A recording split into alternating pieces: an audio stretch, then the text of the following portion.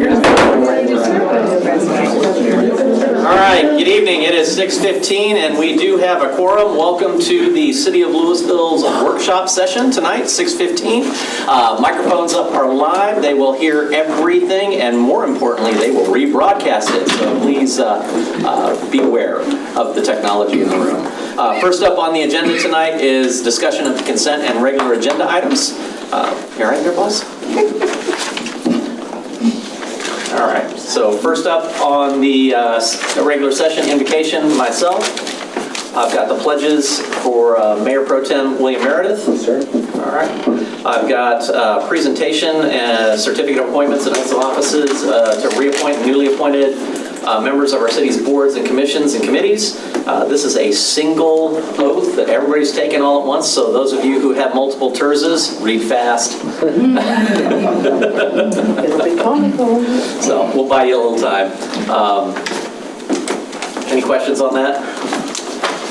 Please read the underlined portion. Yeah, that's it. And then repeat after Jennifer. It's the longest oath in the history of oaths. All right, item D1, public hearing. This is a zoning ordinance to rezone 2.577 acres, Castle Hills Golf Course to extend or add additional paddleball and tennis facilities. The other racket. That other word, yeah. The pickle ball stuff. Yeah. Mayor, they're also going to be doing a presentation. I heard Richard gave me a quick heads up that they were bringing a presentation. Council, any questions on this one? I had a lot of questions on this, and a lot of it is coming with the SUP in 2 weeks. I just have to say that I wish they were together so we could look at the big picture. Because I hate it that it's disjointed like that. But all of mine were basically with that, except for, was the gate, the entry gate also going to be? The applicant will explain Okay. to you during her presentation. All righty, that's wonderful. We did get a couple of e-comments on this. I have yet to hear anybody against it. But I'll We do have one. summarize that. I just said yet. I have yet to hear anybody against it. Item 2, public hearing, ordinance of the Lewisville City Council, SUP, to expand the special use permit granted on 15871 acres, Fairway Business Park, zoned light industrial. This is to do sales of ready-built go-karts. Any questions on that?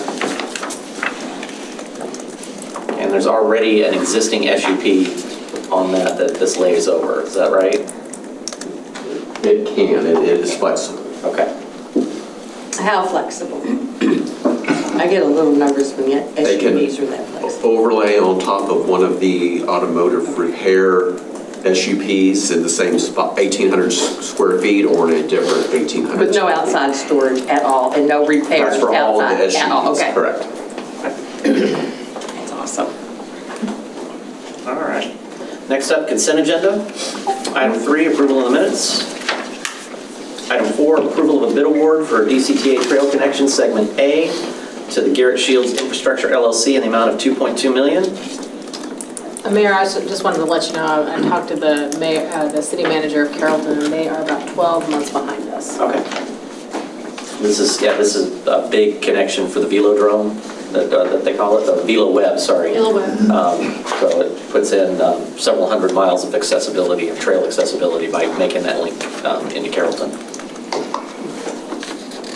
This also comes from Transportation Development Credits, TDCs. Those come from the Regional Transportation Council, the RTC, and also from the DCTA TRIP program, which provides some fund balance as well. Awesome. So it's a pretty creative stack that we were able to put together to make this work.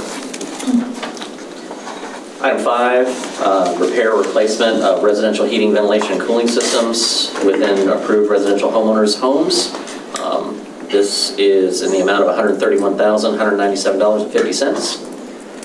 So am I understanding correctly that we've already identified who the recipients of Yes, the recipients are, so we're ready to go. my understanding. That's been a pretty successful program, hasn't it? Yeah, we've done one year so far, but it was successful. It took a while to be able to get through the CDBG requirements. Takes a little bit of extra time, and on this one we had to identify the homes, and then there had to be a scope of work prepared for each home. Could not be the same person who we hired to do the work, so I think there was a contractor that donated their time. Is that correct? Yeah, this go round with the first tranche of funds, correct? There was a contractor that provided our scopes of work for free for both the first and second round, separate contractors in those years. So we've got the scopes, and then we're moving forward with the actual installations. So how does this stack up against last year? Do we have more applicants this year? Yes, more applicants this year. This year we'll be serving 14 homeowners. Last year we served 9. That's awesome. Good job. Very good. Any other questions on 5? Item 6, approval of a resolution authorizing submission of an application to the Texas Water Development Board for financial assistance to the Water Supply and Infrastructure Grant Program for the combined pump station and clear well project. This is our water infrastructure improvements that's part of our city's comprehensive water system master plan.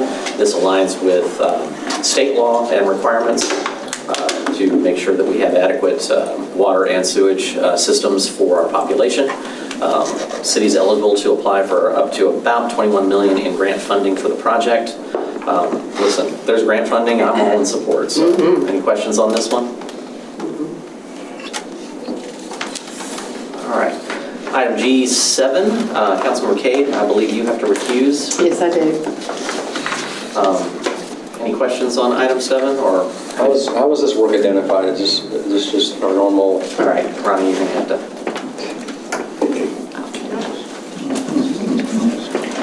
Sorry. That's okay. Blame William. Sorry. I would have done that sooner, but. She heard that. All right, go ahead. So is this just part of our normal schedule we have for different things, and this just fell into this schedule, or is there a particular reason for these two locations? These 2 locations were chosen. One of them, the main one, is in the Valley Vista neighborhood. There is flooding at one of the intersections. When we looked at the intersection, we realized we need to do improvements beyond that, get the storm drains drained properly. And then the other section, such a small section of storm drain improvements, that it doesn't make sense to do that by standalone projects. So you bundle with another project to get economies of scale to save costs. Is that also similar to flooding in that Yes, area? drainage improvements, some type of scope of work, improving drainage and storm drains, inlets, and the associated paving replacement for as well. Okay. Any other questions? Please, make that.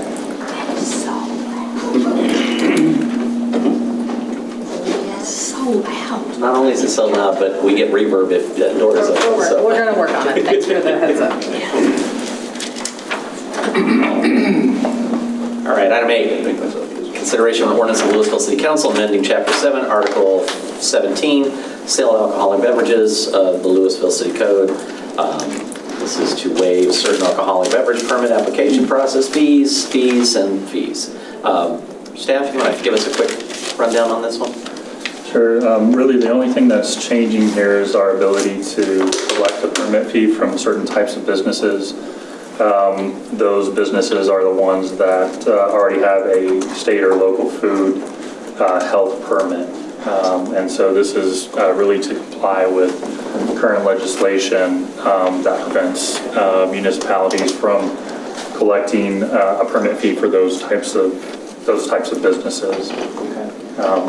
So really what we're doing is we're just making an adjustment to the current ordinance. To align with state law. And the fee schedule to align with the legislation. Okay, so let me get this straight. The state law changed. State law said that you can no longer collect a fee for managing, maintaining, and oversight of this particular thing, but we, the state, can continue to collect a fee even though we don't have any oversight really on the day-to-day of this. Is that what I'm hearing? Nailed it. Yeah. Sounds like an unfunded mandate. Great. Thank you, State of Texas. So we still get to do all the work Yeah, that we were doing we're still, before. We just can't. yeah, we still have the oversight. And I guarantee you will be responsible for it. Okay. Well, sorry we had to do that. Thank you. Item 9, resolution of the City Council, acquisition of fee simple title to approximately 105,546 square feet. That's equivalent to 2.423 acres. Yay, freedom units.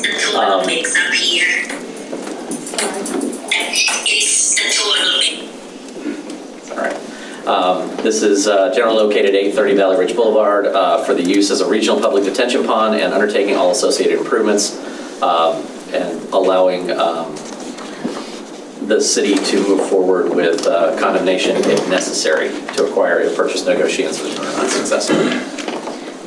I did put it everyone's place, Mayor. Just our normal process. We've brought this to council before. It's that flow chart that just talks about our acquisition process for any of these public infrastructure projects.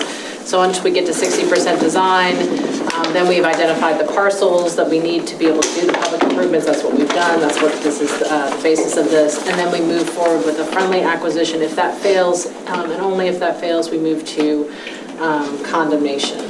So, and just for basic knowledge, that the owners are aware. We have already been in conversations with them right now.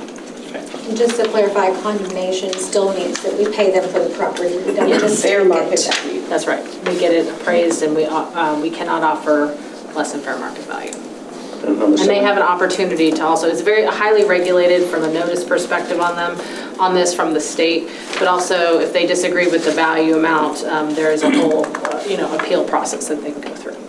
So as I'm assuming there's nothing on this property, we can't build anything on top of this. It's not an underground detention, or so it can't, it's just going to be what it is. It's going to be what it is, although I have pushed engineering as far as possible to make this a amenity of some sort for the area. So does the public purpose of holding the drainage, but what else can it be so that people can enjoy it? Claire, it says that in the text here that having determined the public use and public necessity of the acquisition, that study that was done, it wasn't attached here anywhere. It was not. Okay, sorry. And so, being the new kid on the block, I know y'all probably been dealing with this for a year and a half, but I don't know anything about the background. Sure. So, the prospect of condemning this property or something like that doesn't sit well. Okay. But if I had seen all the background of how you got here to today. Yeah, I apologize. So you're wanting to see the engineering studies? Yeah. Okay.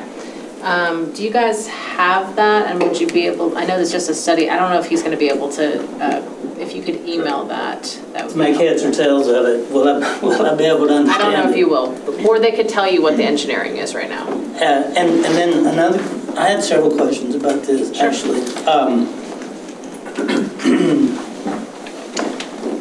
Because they determined that this particular property is needed, but there's a piece of property right next to it that has no improvements to it. And so taking this particular property that it's needed, and was there any alternatives, or did they look at other options? We did look at other options. I'm not sure if Brett had. That's a good question. Brett, I don't know if you are as familiar with it. I know that that was part of the study we did. Yeah, I'm not as familiar with it. I know that we did look at multiple properties in that area. I know that the site that was selected is going to be able to accommodate about 95% of the storm runoff of a fully developed downtown area, that drainage basin. So it's going to provide us ability to develop the whole area that drains into that area. There are some improvements already done, but we need to do more improvements to accommodate future development in the area. Right, and about that property. yeah. Also on this attachment where you have the picture, the overview, you show that part of what you're wanting is including their driveway up to their building. Why would you need their driveway to the building as well? It's Construction is for construction access. And the landowner, where are they going to drive during that period? When you're It's not exclusive. It's not exclusive, so they will be able to use that in order for us to get equipment into the site. We have to have a point of access. We can't drive on private property without having a temporary construction easement or the ability to gain one. And we're paying for that. Correct, we compensate for easement. It's an easement, it's not taken. Well, the blue is the easement, but the yellow includes their driveway. That looks to me like that's the area that you're wanting to acquire, and the area includes their driveway as well. So are you intending to take that piece of property, or are they going to be able to have their driveway? My understanding is that they have their driveway, but let's let Brian. So they're, the yellow is going to be, they're going to have a mutual access, so shared access. So once we construct it, we have to be able to go and maintain it and finish on it. So we have to have an access regardless. So part of the half their driveway is going to be mutual access for us to be able to get our equipment out there to construct it. We need the whole driveway to get the equipment out there to construct it, but once it's constructed, we have to have the driveway for us to get out there to service it, maintain it, repair it, clean it, whatever we need to. And it's going to be mutual access to them, so it's going to be shared for both properties, for the city and for the property owner. So there would be an easement there? Correct. A permanent easement? A permanent easement, correct.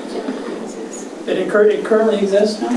It currently exists now, a permanent easement on that lot. So we're going to be gaining... For the driveway? Well, we do have an easement there because we do have drainage that comes into that parcel already from the backside, from the plan. It's the southwest corner of that lot. We have a drainage easement that goes into that parcel right now. So is that kind of the low point? Yes. That's why they're choosing this property, because everything's draining towards it. Yeah, but that piece right next to it is Right, but that's higher than that.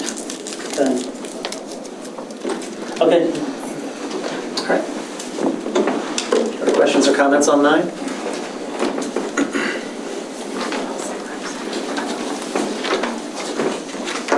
All right, next up we have item H, reports, city council and staff reports. I don't have any staff reports at this time.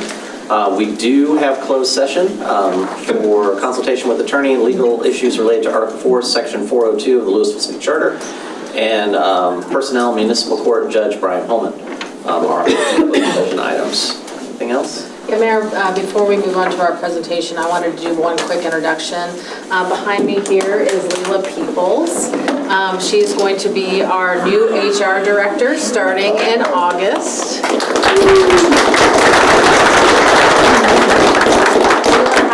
She was the assistant, her current position is Assistant Director of HR for Fort Worth, and she was the Chief HR Officer for MedStar Mobile, which is an EMS service that was third-partied by Fort Worth, but I didn't know if you wanted to say anything. I'm excited to join the team. Thank everybody for the warm clap and welcome, but definitely excited to onboard here and be part of Lewisville family, so thank you all so much. Welcome. Looking forward to it. All right. We're done there. We'll go ahead and move on to item B of the workshop, compensation and benefits update. And that'll be held by our Human Resources Director, Tad Phillips, for the PowerPoint, or whatever we're calling these anymore. 17,000 apps for this anymore. Yeah. So, Mayor and Council, before we get started on the presentation, I just wanted to point out something that's different about this presentation than in past years. Typically, in past years, we will give you what the financial cost is for everything and then tell you what our recommendation is going to be, whether or not we're splitting, if it's a merit or a market, or if we're going to go all market or all merit, or if we're going to, not be able to be a lead city in the upcoming year, because it's your goals are basically to be a lead city, understanding that it's dependent on budget. This year, we're not ready to give you that recommendation, but the reason why we're still pushing it today is because we've let employees know that this presentation would be given today. So we wanted to be completely transparent with the public, with you guys, and with the employees of how much we are off on market and market. With that, Tad's going to present you just the raw data. We will have some recommendations on benefit changes, which is something we're required to do every year at this time. But we are still working through our budget. Every city, most cities around us are dealing and struggling with kind of the tightness of the budget, as are we. We are not in as dire straits as some of the other cities around us, but I do want to be mindful about when you see the total cost of it, there's probably going to be a choice of how we break down between merit and market. And that may change the focus of being a lead city under market to making sure that our employees are made, given the increase that would keep them and retain them. So Tad's going to talk a little bit about retention versus recruitment and that kind of balance that we have. Our drive to be a lead city puts us in a box that sometimes we have to fund only the market, and that means there might be compression, which prevents us from actually moving people who are here with pay into the range, and so you have compression issues. He'll go through all of that. I know that was probably a jumbled mouthful for all of you guys, and he'll show you on some slides what that means. But we will come with a recommendation with your budget retreat, but right now, until we get more into what our revenues are going to look like in the upcoming budget year, I'm not prepared yet to make that recommendation to you. So with that. Awesome. Thanks, Claire. Thanks for the introduction. So I'm excited twofold. One, because Leela's here and she's going to do this next year. And two, because it's USA Round of 16 tonight, so I got my tie on for soccer tonight. Let's go USA. So as Claire said, I'm really going to share some raw data with you all. Let's see if I get this picture. Yes, I did. Operator error from the beginning. Let's see. Turn it on. That would be helpful.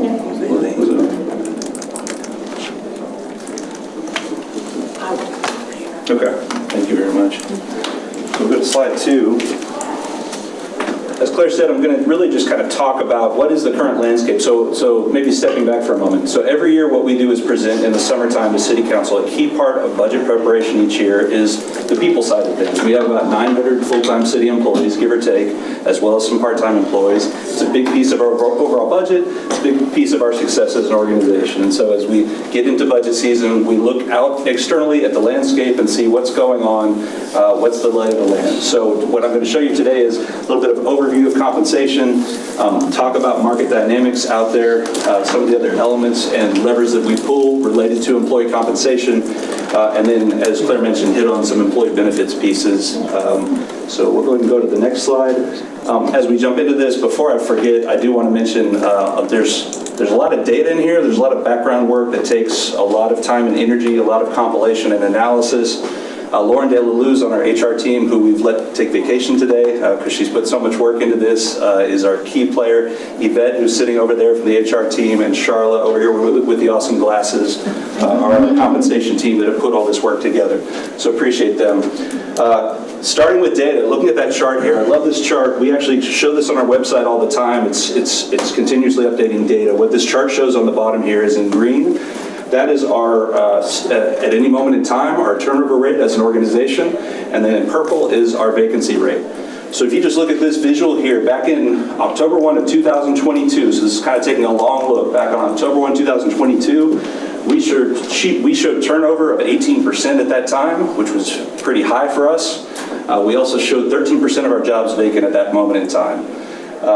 I was lucky enough to come on board a couple months later, and we were right in the middle of our compensation study, which we deployed in April of 2023. At that time, we added, thanks to the wisdom of council and management, we added about $5 million in additional salaries. We really kind of updated all of our pay structures for our organization. And as you see, over the fullness of time between allocating resources towards these activities, as well as just our practices within our organization, our managers are really serious about filling jobs when they become vacant.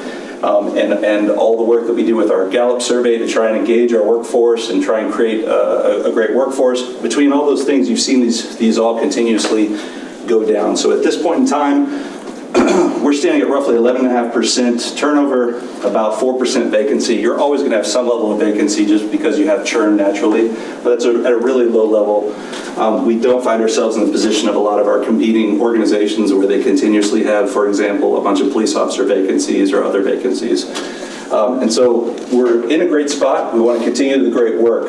But as we kind of talk about this journey, where we're at that point in time is we have both a recruitment and a retention issue.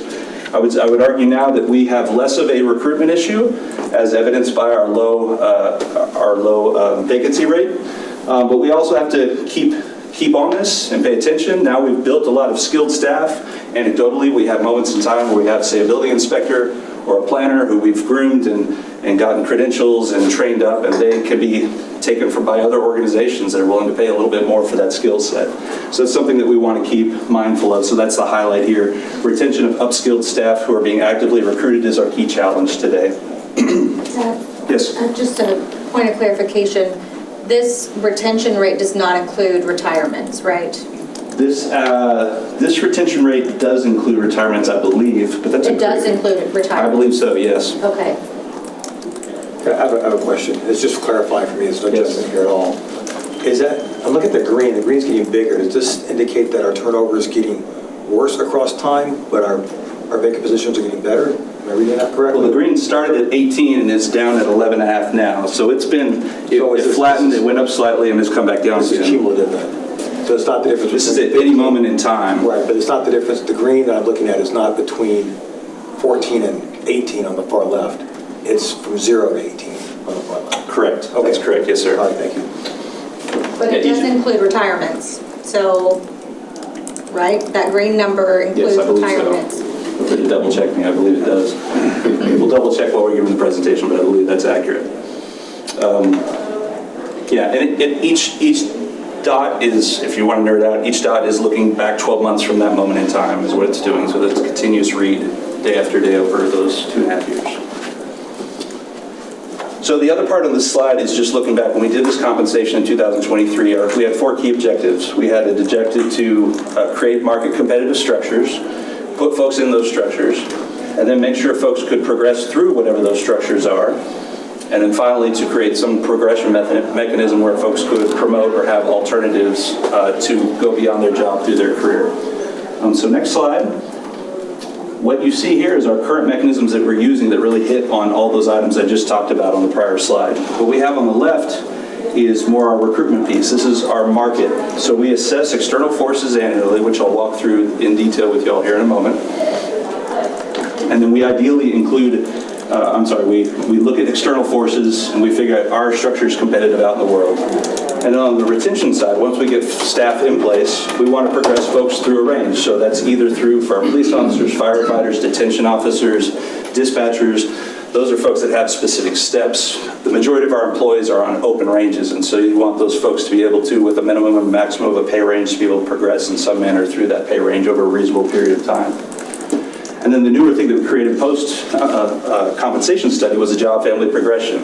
This is a tool where we actually have in an individual contributor job, individuals can, if they meet a criteria for time at the organization, experience level, demonstrated skills, and or certifications or education, they can progress to a senior level of their job. And that's been a great tool. I'll walk through some data on that.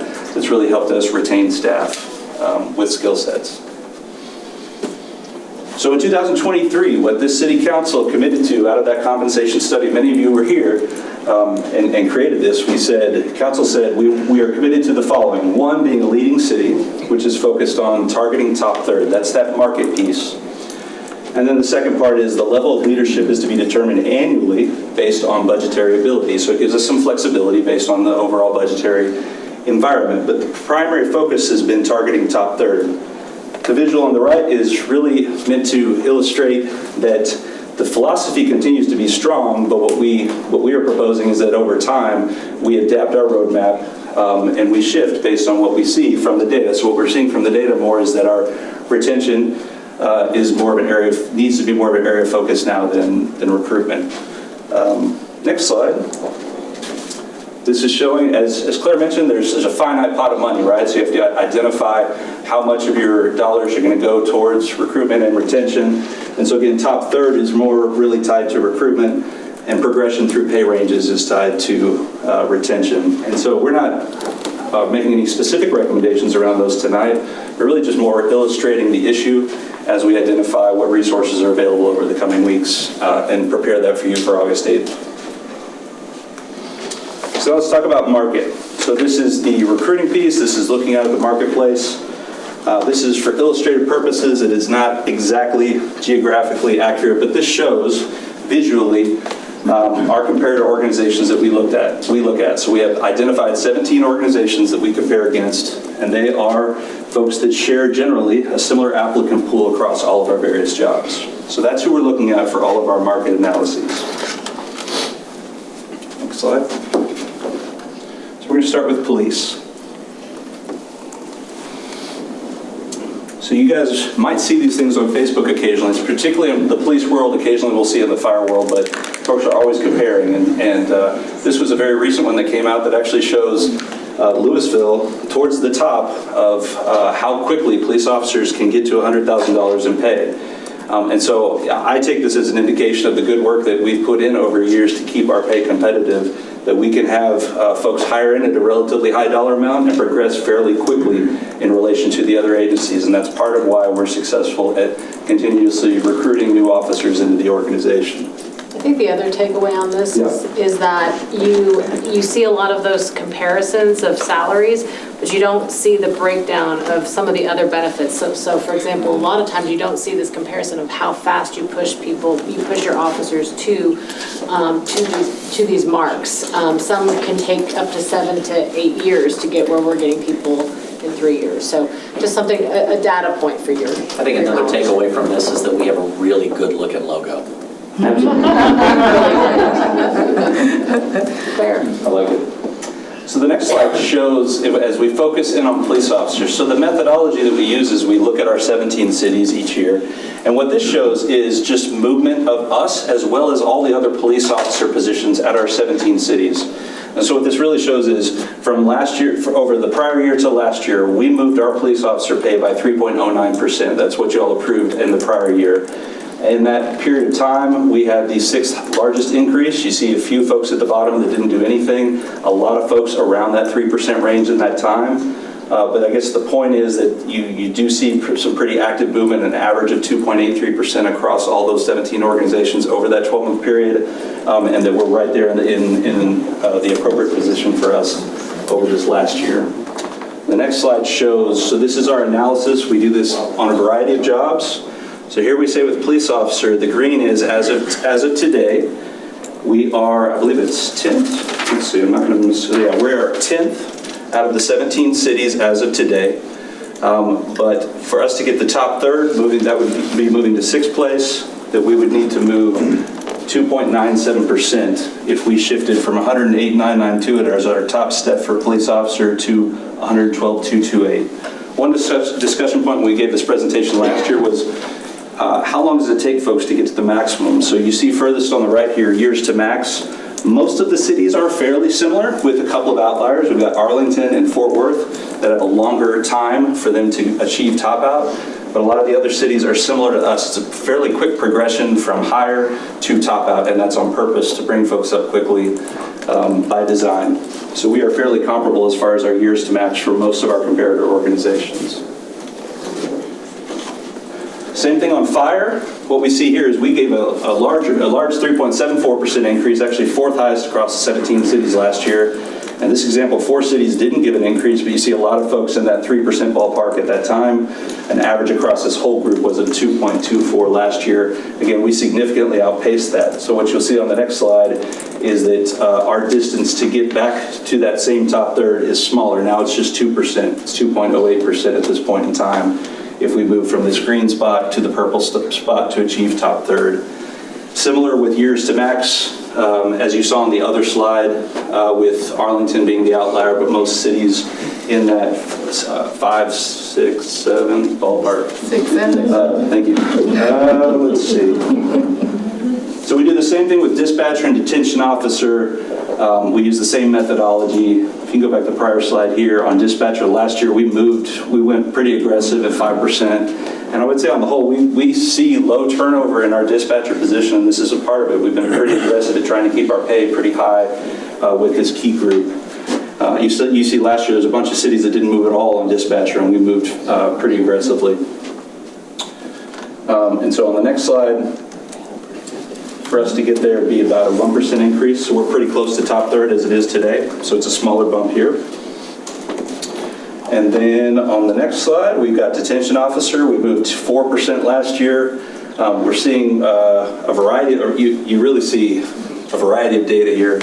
You may look at the slide and say, why do 2 of the data points show a decrease in pay? That's not typically what you see. And those were 2 organizations that kind of did a reorg and created a senior position, so they shrunk the top step of their detention officer position. So those are outliers. But you see here, our 4% was greater than the group average for last year. And so that gets us about 2% off at this point in time with detention officer. So those are all of our kind of step type positions. Over half of our employees are in open ranges. And so, let's see here. Yeah, we've got over half of our employees across 203 different titles are all of our other pay structures. These are what you typically see in most organizations of a minimum, maximum, midpoint, and maximum open range position. And so this covers a large portion of our workforce. So what we do here, it's the same methodology you saw on those prior slides. We take 52 out of those 232 titles. We look at those 17 cities and get as many matches as possible. And out of that group, we refine it down to the 32 that are like the best benchmarks, that are really clearly showing good market data for us to base everything off of. When we do that, if we do that same top third methodology that we just showed with the police officers and firefighters, et cetera, we are, as an overall structure, about 4.21% behind market structures collectively.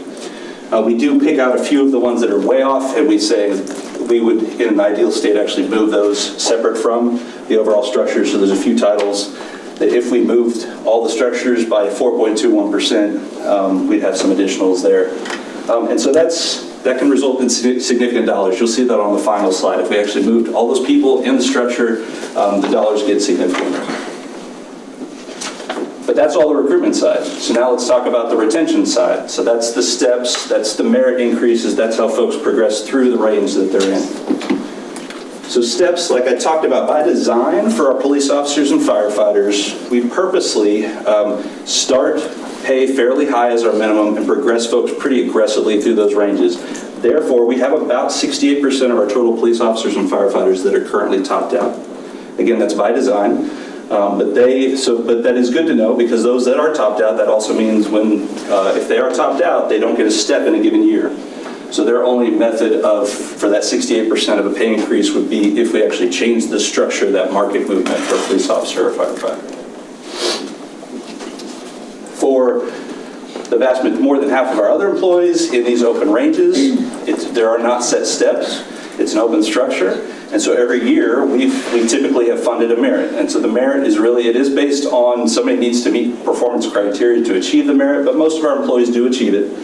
You see the merit history here. So it's been variable over years, typically 3 or 4%. Last year what we did was we did a 1% merit for these employees, and then we moved their structures 2% on October 1. So for the employee across the full year, they saw a 2% on October 1, and then on their anniversary date, they saw an additional 1% for a total of approximately 3%. So those are the main steps in merit, are the main ways in which folks progress through a range. Additional things on retention, job family progression. So I mentioned this. This is a new thing we created in 2024, really.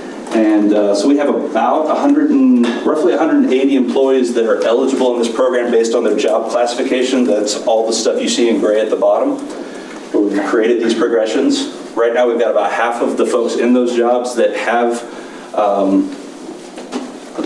are in job. About half are eligible and about half are already there. So far we have 87 employees that have progressed to their senior roles.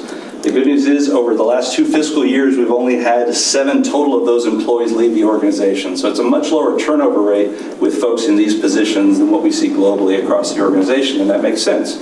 You invest in folks, you give them some way to do something besides not only just waiting for their supervisor or job to come up, but other opportunities. And so this has been successful.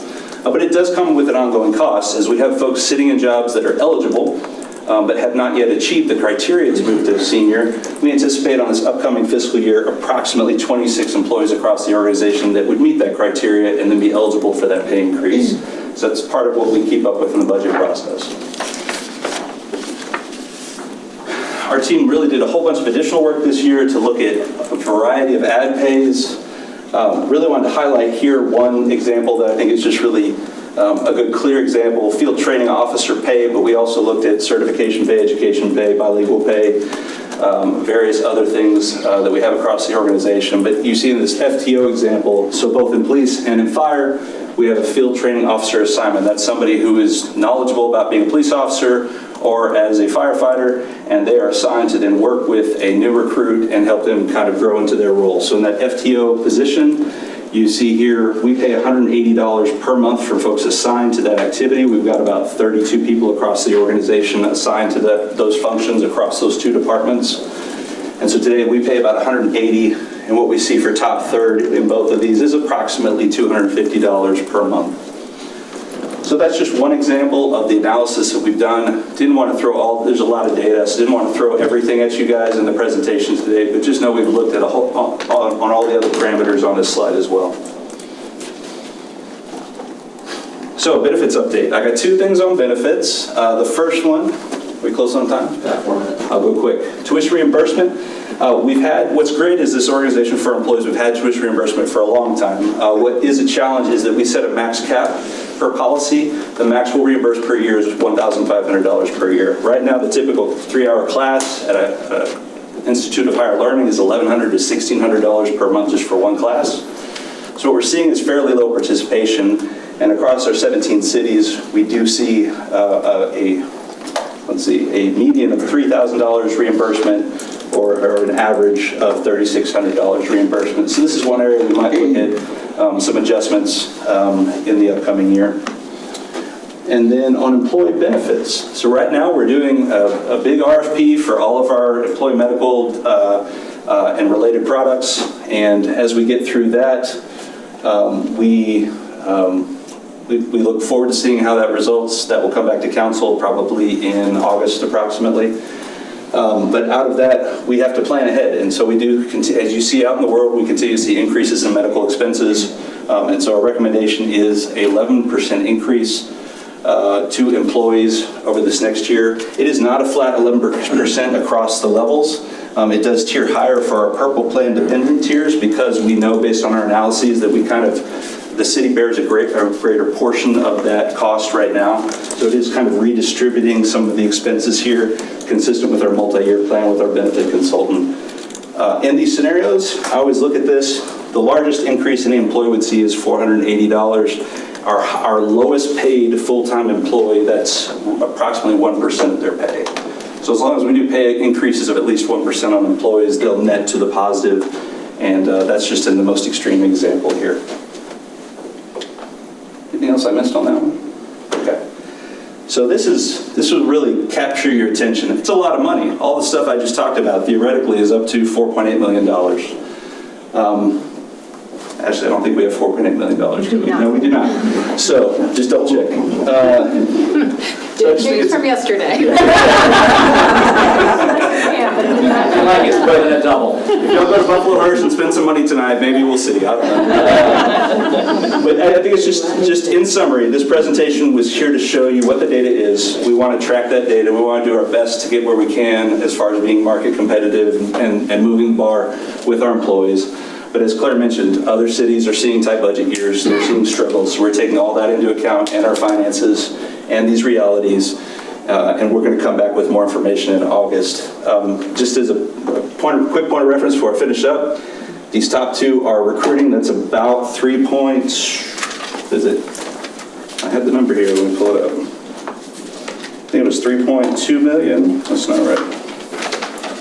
There it is. Yeah, 3.1 million recruit and retain at about 1.6 million. So you see if we just went, not that we're going to be able to afford all this, but if we just did it at this scale, we dedicate about twice as much resources to recruitment as to retention. So that goes back to that philosophical discussion about how do we find the right balance of that in the coming year. So that's more to come on that. Just wanted to highlight that point to you all.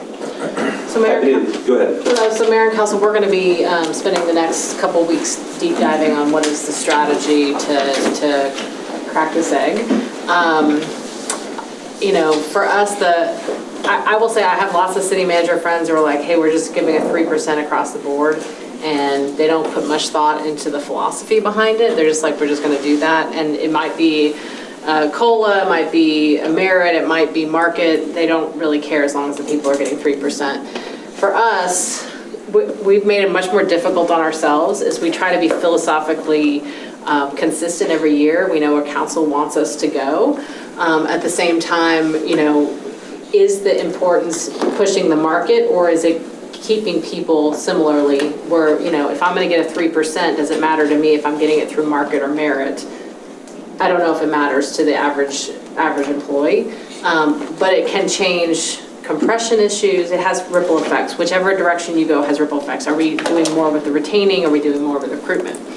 The other thing that I just want you to be aware of that philosophically I'm pushing is that I want to make sure I treat our general government employees comparable to our police and fire. So if we are leading for them, I want to show the same respect to our general government employees, which has not always been the case. And that is a driver as well. So there's a box I've put myself in that's now gotten smaller, and we're going to try to figure out how to best achieve that. But I have not quite figured that out without the numbers yet. Council, if there are questions, we're going to need to go open the regular meeting, and we'll have to come back to questions. Can I just have one comment? No, because I think I've got other questions lined up.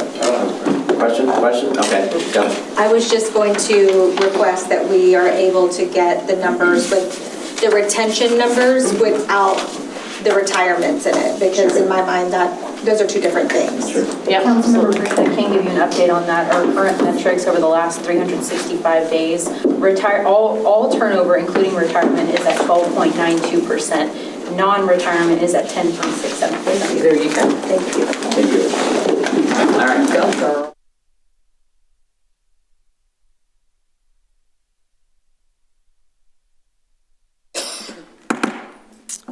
All right, good evening and welcome to the Lewisville City Council regular session. It's a 7:02 p.m. If you all would please rise and join me in a moment of silent prayer and contemplation.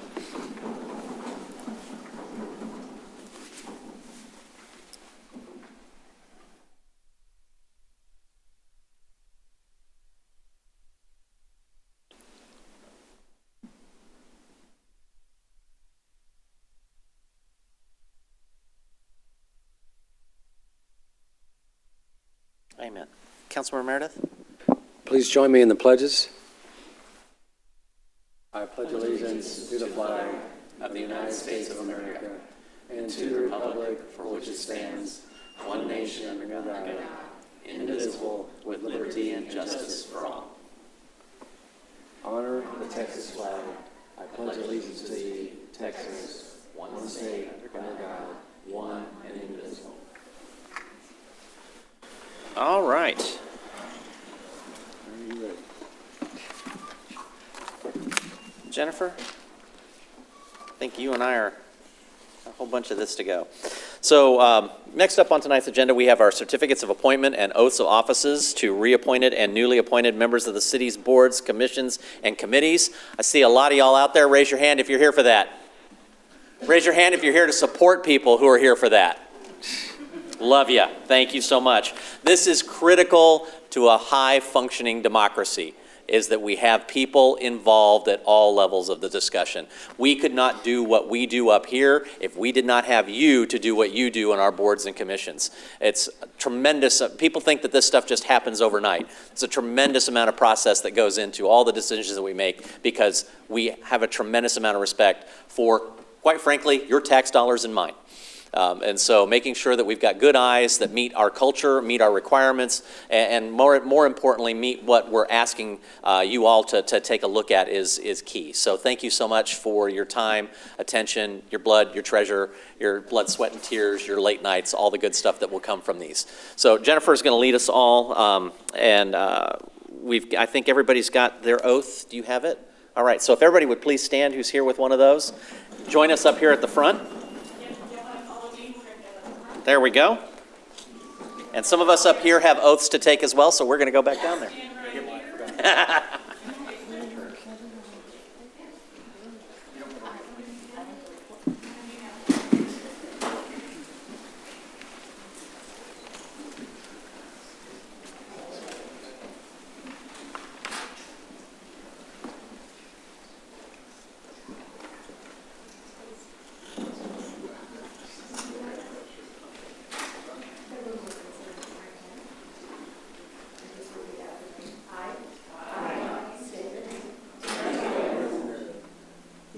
solemnly swear. That I will faithfully execute the duties. Of the office of State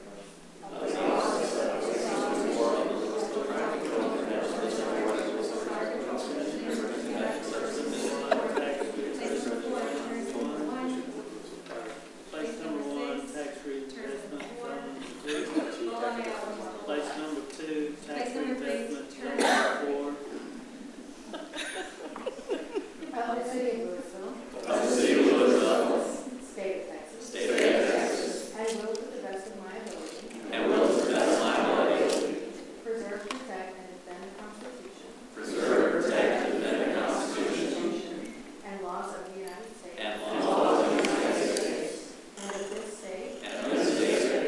And the charter and ordinances of this city. And I furthermore solemnly swear. That I have not directly or indirectly paid. Offered or promised to pay. Contributed nor promised to contribute. Any money or valuable thing. Or promised any public office or employment. As a reward to secure my appointment.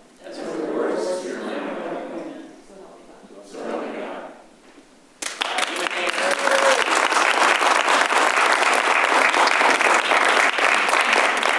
Did you get a photo? Yes. Awesome. Yes, sir, I sure did. So y'all can stand here for the rest of the evening. I would love to shake your hand on the way back. Thank you.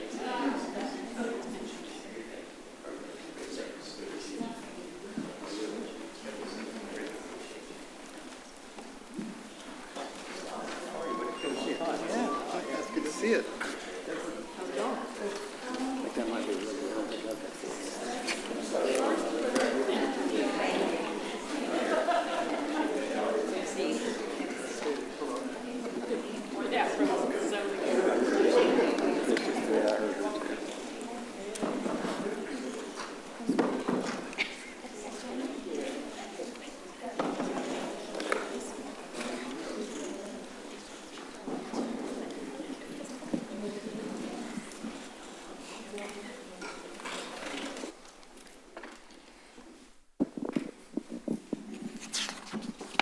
All right. Item D1, public hearing. Consideration of an ordinance of the Lewisville City Council amending the zoning ordinance by amending ordinance number 0428-22-ZON to rezone approximately 2.577 acres of land legally described as Castle Hills Golf Course Block A, Lot 2B, and a portion of Lot 4B, located approximately 2,600 feet south of the intersection of Lady of the Lake Boulevard and the Lakes Boulevard, and approximately 860 feet east of the intersection of Royal Minister Boulevard and Ireland Avenue, from Planned Development Single Family Residential PDR 12 District Zoning to Planned Development General Business 2 PDGB 2 District Zoning, to amend the Castle Hills Primary Subdistrict Base Zoning Districts map set forth in Exhibit 3B, thereto correcting the official zoning map and list of planned development districts, preserving all other portions of the zoning ordinance, determining that the zoning amendment herein made promotes the health, safety, and general welfare of the city, providing for a savings clause, repeal or severability, and a penalty and effective date, as requested by McAdams, the applicant, on behalf of CHGC LLC, the property owner, case number 26-02-1-PZ. The Lakes at Castle Hills currently operates as a tennis facility featuring 6 courts located within the golf course south of Lady of the Lake Boulevard. The original facility was constructed prior to the area's annexation into the city of Lewisville. The property owner is now proposing an expansion of the facility. Because the facility predates annexation, a multi-step approval process is required to bring the expansion into compliance with Lewisville's current development standards. A portion of the property will first need to be rezoned, and then a special use permit must be approved for the expanded commercial amusement outdoor use. The SUP will appear before City Council after the zone change is approved. The Planning and Zoning Commission recommended unanimous approval 7-0 on June the 2nd, 2026. It is recommended that the City Council approve the ordinance as set forth in the caption above. And we do have Mr. Richard Lutke, our Planning Director, available for questions. I do have a couple of e-comments. I have, let me see here. Michael Boranowski and Daniel Karp both sent emails in support of this particular request. And I also have Hannah Haber not wishing to speak but is in support. Oh, she's the applicant giving the presentations from McAdams. So there we go. That all works well. With that, any questions for Richard before we have Hannah come on up? Mayor, I do think there are 2 more e-comments that may have been submitted last minute. Is that right, Jennifer? There should be 4 total, I think, that were all in support. Where do we have those other 2? Ah, got it. I've got, let's see, make sure I got my double. Thank you, Mr. Kelly. I've got David Gerard also expressing a favorable opinion of this, and a William Darnell, who is also in support. All right. Thank you, sir. Yeah, thank you. Any other questions for Richard? Ms. Haber? If you could state your name and city of residence for the record, please. Can you all see the presentation too? I just want to make sure it gets on the above, unless it comes to y'all. We cannot. There we go. Perfect. We don't have it yet. Oh, here it is. There it is. All right. Okay, perfect. My name is Hannah Haber with McAdams, and my address is 4400 State Highway 121 in Lewisville, Texas. And I'm here to present on the Lakeside Castle Hills Court expansion. So why are we here? So the Lakeside Castle Hills is looking to provide some more opportunities for the growing community and its members. And so we're looking to rezone the planned development R12 to planned development GB2. And then we're looking to add additional tennis courts as well as adding some additional pickleball courts. And as you can see here in the image, the green portion is what we are looking to rezone to GB2. And within GB2, you have to use an SUP for pickleball courts, which is also why you see a rezoning and an SUP from you tonight. And so a little project overview. So the placement of the tennis courts and the pickleball courts were very intentional because of all the existing residents. And so you can kind of see here in the image, the yellow and the blue is the floodplain and the yellow is the existing courts. And the green is the proposed tennis courts. And the red is where the proposed pickleball courts will be. And so, again, the pickleball courts were very intentional as well, just due to the fact that they're a little bit more active than the tennis courts are, and we wanted to shield those a little bit more, with the courthouse, or not courthouse, I'm sorry, the clubhouse, sorry, and then as well as like all the additional existing trees. And so we also, with the additional pickleball courts and tennis courts, we're looking to add additional parking. And so with this, where the pickleball courts are going to go, we are currently staying where the image is showing. We are currently standing on where the putting green is today. And so we're looking at the clubhouse. And the behind the clubhouse is where all the existing residents are. And so we kind of just wanted to provide you with a little bit of imagery of, again, where those pickleball courts will be placed. And with the parking, so currently today, there's a lot of members parking on the grass in order to utilize the tennis courts. And so we kind of want to mitigate for that and make this a little bit more of a, so they're not ruining the grass, they're not parking on the grass or anything like that. So we're going to add some additional parking spaces with that. And in order to do that, we're just going to remove three spots on each side in order to make that drive connect. And then with the landscaping, and so we are looking to not remove any of the existing trees or landscaping on this site for the proposed improvements. We are going to add 2 cedar elm trees on the ends of the proposed parking spaces. And so we did also do a neighborhood meeting, and we hosted that on Monday, 4/13. And about 13 residents signed up to join the meeting as well. And during that meeting, we talked about the proposed improvements, the reason for the improvements, and we also heard resident feedback. And so during that meeting, a majority of the discussion was geared towards the lighting and the noise. And how we kind of mitigated for that was we changed the hours of operation from 10 p.m. to 9 p.m. in order to help with the lighting and help with the noise with the surrounding residents. We also are intending for all of the lights to be turned off at 9 p.m. as well. We also had, the general manager had an electrician come out to look at the lighting just to ensure it was on the new timers and new schedule and all that, and as well as when possible, they are looking to utilize the courts that are furthest away from the residents. And I also wanted to speak to, I know in the work session, there was a mention of a gate. And so I kind of wanted to bring that up just so y'all are aware. That was not mentioned at the neighborhood meeting. That was not something that was proposed or asked for by the residents. That was completely an internal thing of something that we could potentially do in the future, you know, if the opportunity presented itself. But that was not something that was asked for by the residents or even brought up or mentioned. So I wanted to mention that. And then as far as the lighting goes, we are looking to add some light shields to help with letting the light hit directly down instead of going out and dispersing into the residents' homes.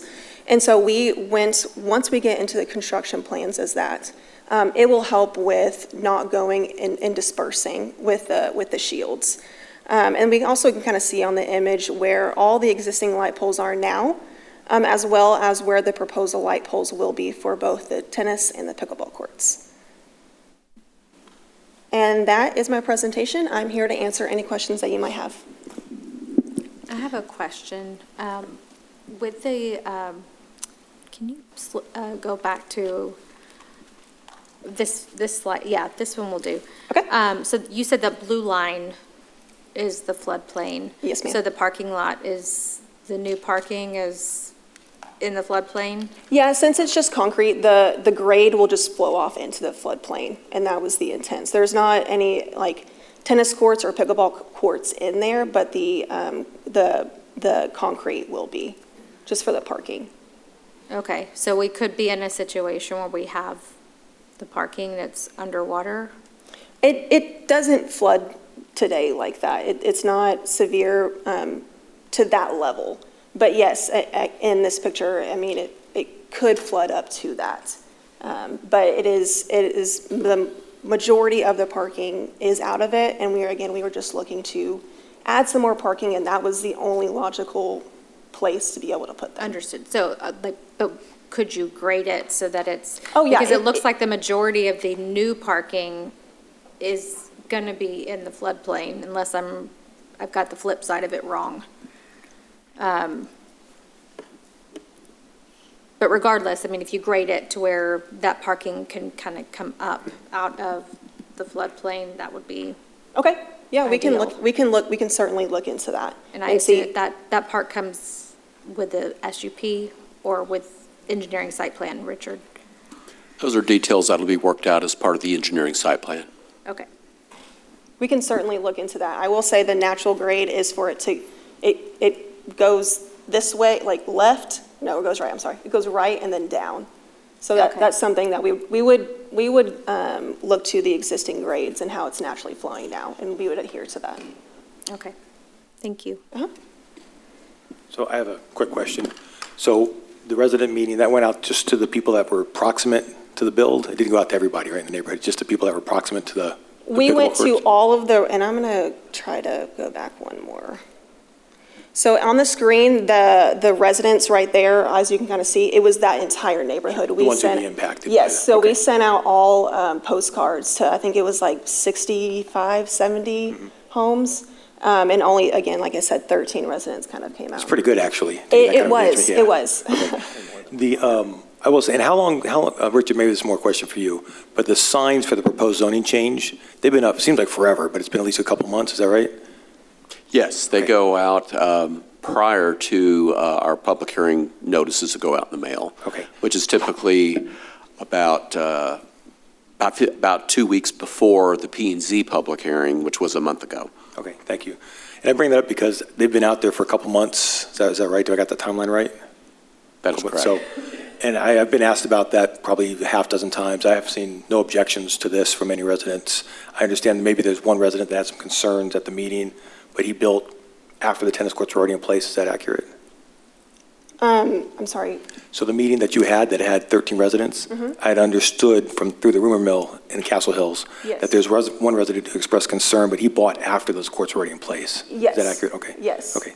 So I guess overall my takeaway is there just hasn't really been anybody that I know of that's had concerns about this project. Yeah, and I'm going to go to my appendix real fast. So the courts were already established before the residents' homes were actually built. And so you can kind of see here, we have when the courts were established and kind of when it was being and operating and already existing, and then when the homes kind of came in. Thank you. Of course. All right. Any other questions?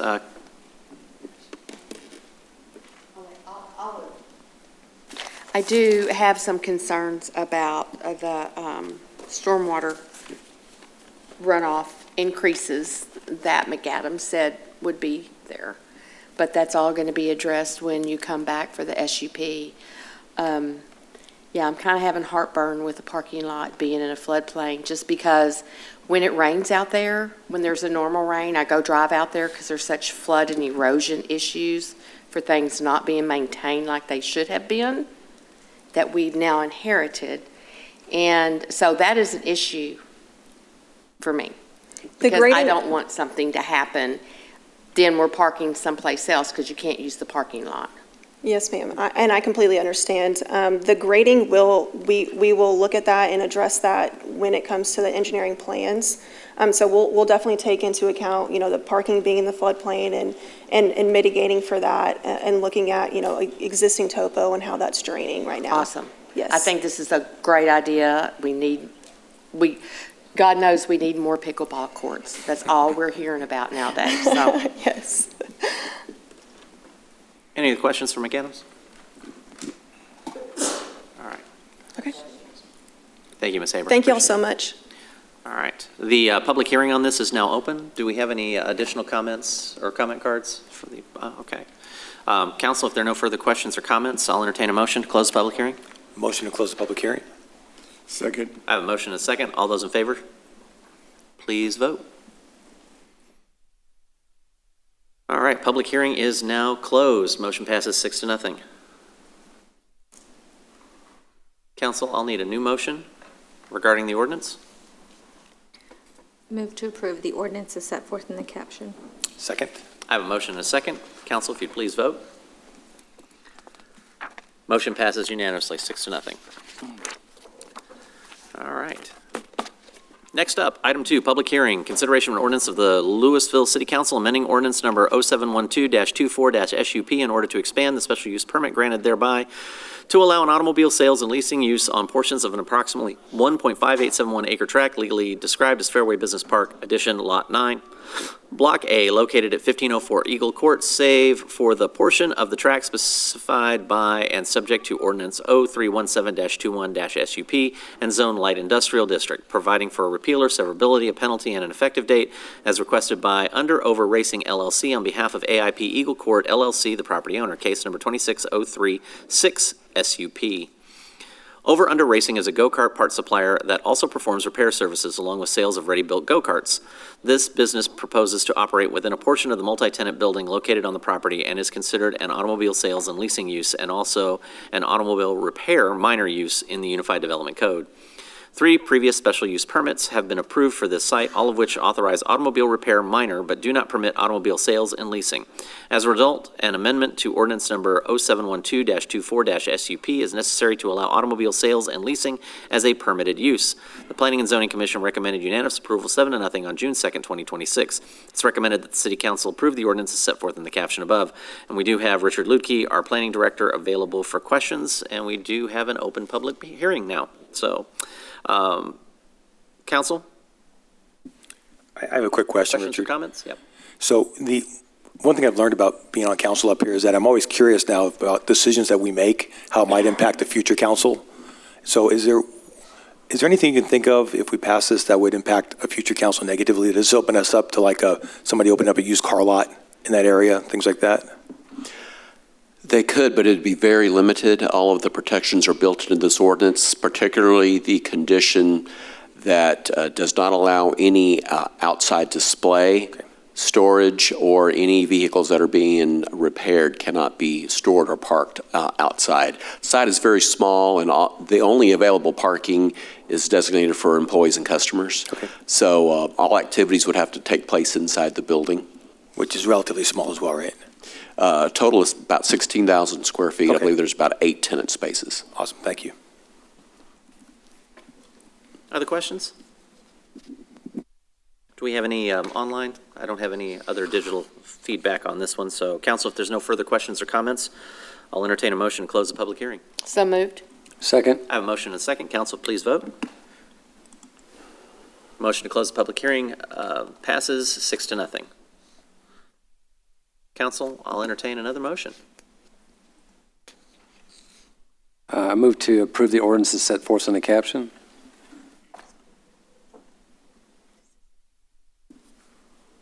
All right. I've got a motion and a second. Council, if you'd please vote. Motion passes 6-0. Thank you very much. Item E, Visitors Forum. Speakers must address their comments to the mayor rather than to individual council members or staff. Speakers should speak clearly and state their name and city of residence prior to beginning their remarks. Speakers will be allowed 3 minutes for testimony. Speakers making personal, impertinent, profane, or slanderous remarks may be removed from the meeting. Unauthorized remarks from the audience, stamping of feet, whistles, yells, clapping, and similar demonstrations will not be permitted. In accordance with the Texas Open Meetings Act, the City Council is restricted from discussing or taking action on items not listed on the agenda. Action can only be taken at a future meeting. Do we have any requests? We have one. There we go. I've got one request by Mr. Mike Weston. Mr. Weston, if you would. Name and city of residence for the record, please, sir. Mike Weston, and city of residence is Lewisville. Thank you, sir. Let me get this. Good evening, Mayor and council members. I want to build on something that came up at the June 15th hearing when city staff acknowledged that our older data center facility consistently uses more than 40 million gallons of water a year. That number got attention, and it should, but tonight I want to talk about what happens after the water leaves those facilities, because water consumption is only half the equation. The other half is runoff. It's barely being discussed. Data centers are, architecturally speaking, enormous impervious surfaces. Acres of roof, acres of parking, generator pads, access roads, all shedding water directly into our storm drain system. No filtration, no buffering, just volume and velocity. Now, what happens when you combine high velocity runoff with standard commercial landscaping practices? Crews maintaining these properties use pack blowers to clear grass clippings, leaf litter, and debris off the pavement. Standard practice is to blow that material toward the curb. Next rain event carries it straight into the storm drain. Grass clippings might sound harmless, but from water quality standpoint, their biochemical oxygen demand is comparable to raw sewage. They dump nitrogen and phosphorus directly into our creeks and eventually into Lake Lewisville. A single bag of clippings contains as much phosphorus as a 50-pound bag of lawn fertilizer. Multiply that across every commercial property in the Edmonds Lane corridor or across the city, and you have a meaningful, unregulated nutrient load entering our watershed. Here's the problem. This falls into a regulatory gap. It's not a point source discharge that TCEQ tracks. It's not a chemical spill that triggers an enforcement response. It's just maintenance. But the cumulative impact is real. When we evaluate data center proposals, whether through the current warehouse classification or the new special use permit process we're using, the conversation focuses on water consumption and electrical load. I'm asking you to add stormwater quality to that checklist. Specifically, I'd ask, 1, Future data center landscaping plans include requirements to keep organic debris on site, mulching in place, not blowing into the streets. Staff, point 2, staff consider using the MS4 permit framework. Boy, I can't even talk today. Staff consider whether the MS4 permit framework gives us any leverage to address commercial landscaping debris as a stormwater management issue. And 3, that we calculate the true cost of hosting these facilities. When we calculate the true cost of hosting these facilities, we account for the downstream effects on our creeks, our lake, the aquatic ecosystem that our residents depend on for recreation and quality of life. Thank you for your time. Thank you, Mr. Westman. Appreciate the feedback. All right, I don't have anything else for visitors forum, so we're going to go ahead and move on to consent agenda. All the following items on the consent agenda are considered to be self-explanatory by the council and being acted with one motion. There will be no separate discussion of these items unless a council member or member of the public so requests. For a member of the public to request a removal of an item, a speaker card or e-comment must be filled out and submitted to the city secretary. I do not have any requests for removing anything from the consent agenda. Oh, no. So, council, I'll entertain a motion on the consent agenda. Move to approve the consent agenda as presented. Second. I have a motion and a second to approve the consent agenda. Council, if you please vote. Motion passes 6-0. Now you can get out of here, Ronnie. Item G, regular hearing, number 7. Councilmember Cade needs to recuse herself. Item 7 is consideration of a bid award for Valley Vista and Poydras Street Drainage Improvements Project to 4-Star Excavating Incorporated in the amount of $866,516.70 and authorization for the city manager or her designee to execute a contract. This project consists of improvements to drainage infrastructure and associated street paving improvements within portions of Camelot Drive, Little Den Drive, and Cashin Drive in the Valley Vista neighborhood and along Poydras Street just south of High School Drive. A total of 86 bid invitations were downloaded from Bonfire. 9 bids were received and opened on April 30th, 2026. An evaluation of all bids was performed, and 4-Star Excavating Incorporated is recommended for award as the lowest responsible bidder. Funding is available in the Valley Vista Drainage Improvements Capital Project, and it is recommended that the City Council approve the award and authorize the city manager or designee to execute the agreement as set forth in the caption above. Council, any questions? Comments? Concerns? Move to approve the award and authorize the city manager or her designee to execute the agreement as set forth in the caption. All right, I have a motion. Do I have a second? A second. All right, thank you, sir. I have a motion and a second to approve. Council, if you please vote. Motion passes 5-0.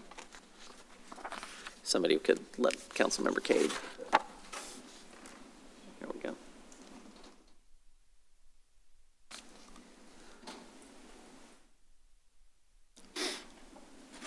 Item 8, consideration of an ordinance of the Lewisville City Council amending Chapter 7, Article 17. Those Roman numerals got me today.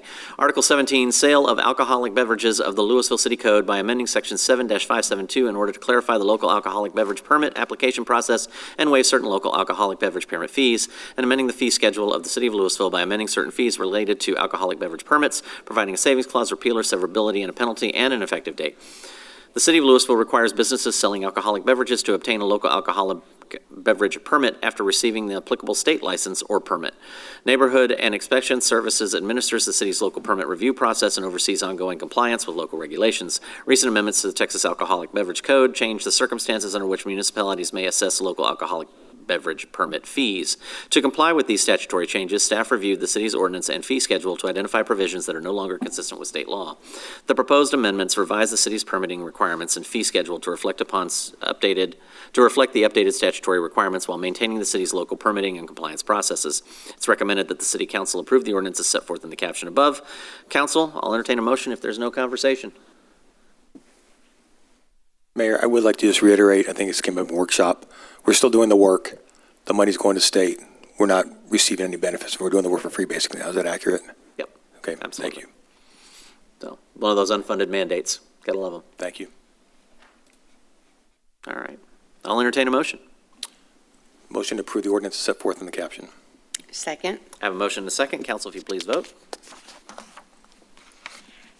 Motion passes 6-0. Item 9, consider and act upon adoption of a resolution of the City Council of the City of Lewisville, Texas, authorizing the acquisition of fee simple title to approximately 105,546 square feet, 2.423 acres, legally described as all of Lot 5B, Block A of the Elm Fork Industrial Park in the A.G. King Survey, Abstract 698, generally located at 830 Valley Ridge Boulevard, temporary construction easement to approximately 13,024 square feet, 0.299 acres, legally described as part of Lot 5A, Block A, and part of Lot 5C, Block A of the Elm Fork Industrial Park in the A.G. King Survey, Abstract 698, generally located at 830 Valley Ridge Boulevard, for the use as a regional public detention pond and the undertaking of all associated improvements.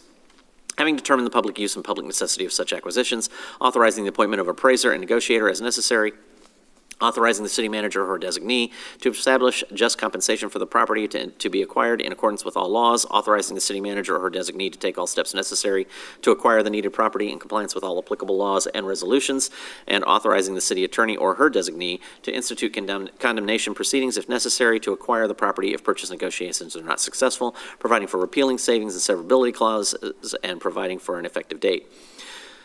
The rapid pace of mixed-use redevelopment in eastern Old Town has pushed the area's existing drainage infrastructure to maximum capacity. To sustain current construction, such as Phase 2 of the Ellis at Old Town development, and to secure future economic growth within Tax Increment Reinvestment Zone Number 1, the city must construct a regional public detention pond.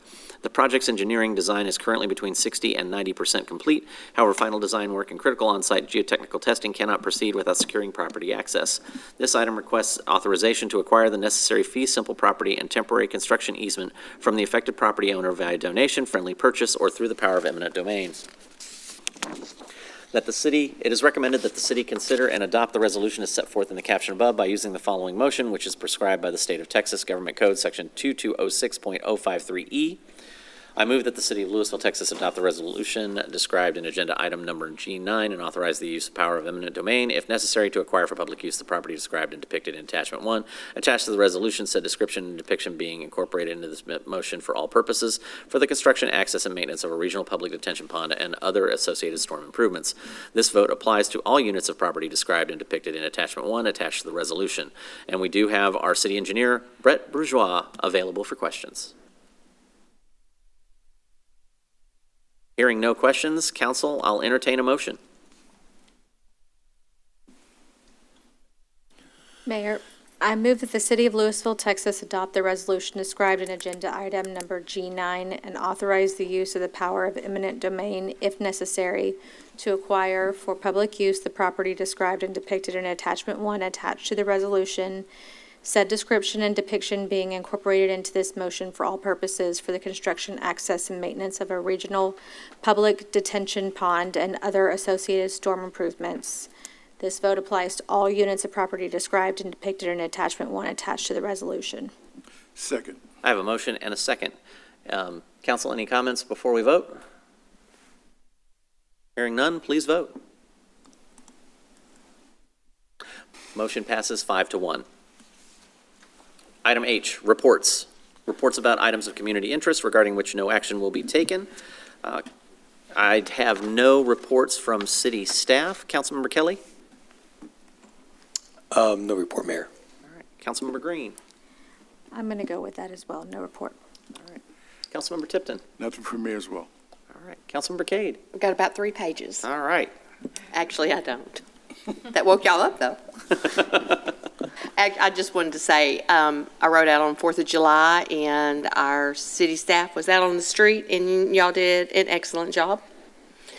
Everyone was a lot more behaved than I anticipated. I don't mean just staff, I mean residents, too. Councilmember Meredith? Yeah, I just want to thank staff, everyone, for the Sounds of Lewisville, Red, White, and Lewisville last Tuesday. Was a great event. I think the weather couldn't have been any better. The music was great. Drone and fireworks show was great. And I think our plan of not having these in July has come to fruition, with this week being almost unbearable. I think that was a great plan. So great news to everybody. Yeah. Thank you. Councilmember Kirkendall? No report. All right. Thank you, sir.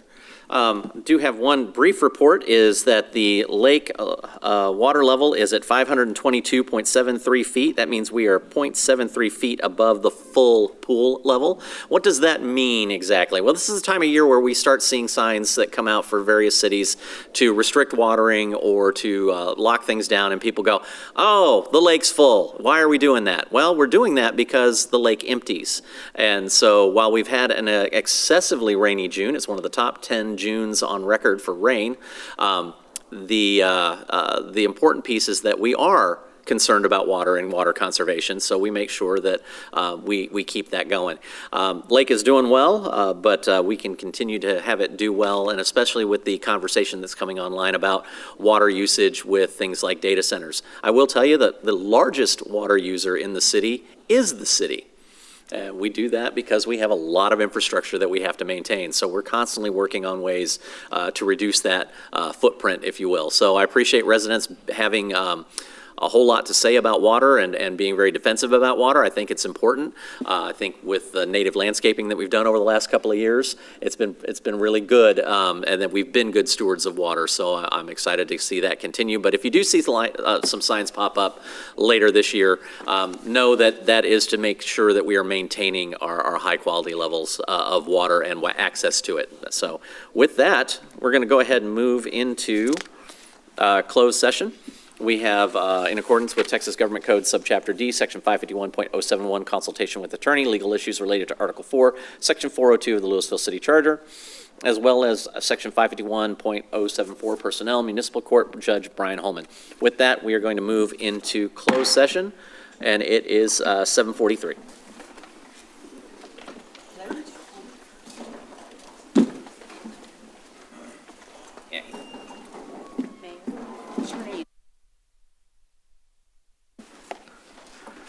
All right, council, is there any further action to be taken? Seeing none, we are closed. It is 8:11.